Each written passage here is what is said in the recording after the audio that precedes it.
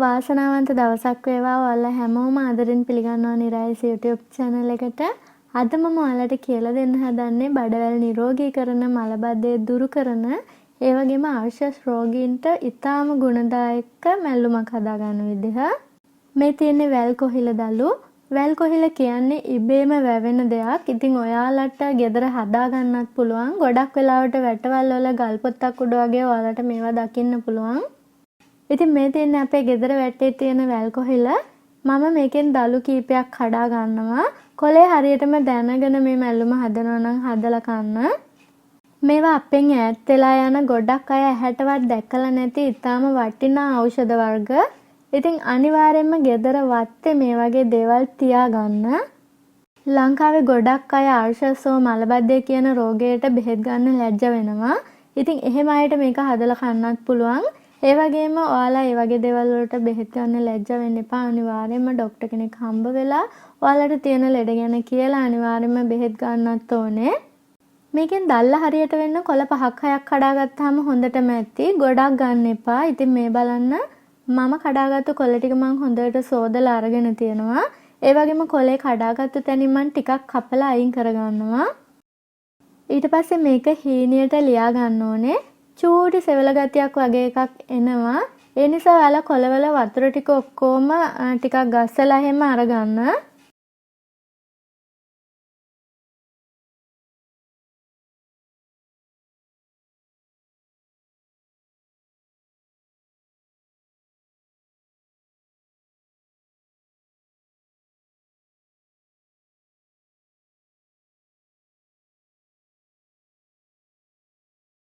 ඒ වගේම මම හීන් කොච්චි ටිකකුත් ලියා ගන්නවා. මේ වෙනුවට ඔයාලට කැමති නම් අමු මිරිස් එකතු කරගන්නත් පුළුවන්.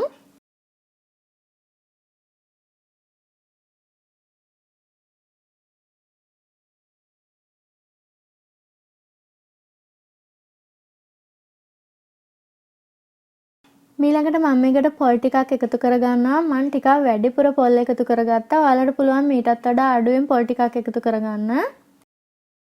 ඊළඟට මම ලුණු ගෙඩියකින් භාගයක් එකතු කරගන්නවා. කහ කුඩු පොඩ්ඩක් එකතු කරගන්නවා. ඒ වගේම මේකට ලුණු ටිකකුත් එකතු කරලා හොඳට අනා ගන්න ඕනේ.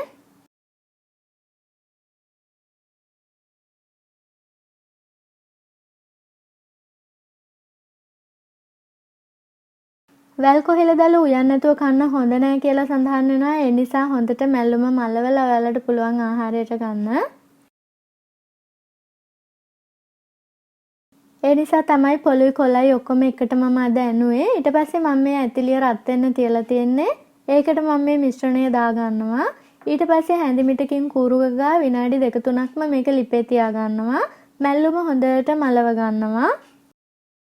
ඉතින් ඔයාලා කැමති කෙනෙකුට මේකට දෙහි එකතු කරගන්න පුළුවන්. මම මේකට දෙහි එකතු කරගන්න නැහැ. සමහර ආයුර්වේද දොස්තරලාගේ මතය තමයි මැල්ලුමට දෙහි එකතු කරගන්න හොඳ නැහැ කියලා. සමහර අය කියනවා මැල්ලුමට දෙහි එකතු කරගන්න හොඳයි කියලා. ඉතින් ඔයාලට හිතෙන හොඳ දේ ඔයාලට කරන්න පුළුවන්. ගොඩාක් කොළ වර්ග රාත්‍රී ආහාරයට සුදුසු නැති නිසා මේක ඔයාලට පුළුවන් නම් දවල් ආහාරයට බත් ටිකක් එක්කලා ගන්න. ඉතින් වීඩියෝ එක ඔයාලගේ යාළුවොත් එක්කත් ෂෙයා කරන්න. ඔයාලට පුළුවන් වීඩියෝ එක Facebook එකත් ෂෙයා කරන්න. වටිනා වීඩියෝ බලන්න නම් නිරායස YouTube channel එකත් subscribe කරලා තියාගන්න. තවත් වටිනා වීඩියෝ එකකින් හමු වෙමු. ඔයාලා හැමෝටම නිරෝගී සුව වේවා.